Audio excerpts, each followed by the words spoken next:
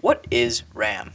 Well, RAM stands for Random Access Memory, but how does it work in a computer? Well, the first thing we need to learn is the bus.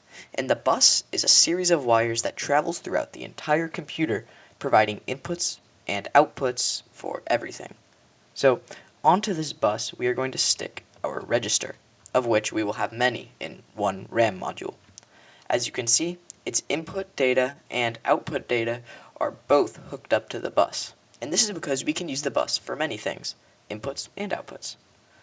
But what about the set and enable function? Well, what we're going to do here is actually AND those inputs. But what are we going to AND them to? Well, here's how RAM works. When we are trying to select the register, we want only the register at the intersection of the outputs of two decoders to enable. And as we can see here, the address wires are going into two 2x4 decoders, which in this example is pretty small, but it's simple. And there is a register at each of those wire intersections. So how are we going to do this? Well, we're going to call the wires that are coming from there D1 and D2 for decoder 1 and decoder 2.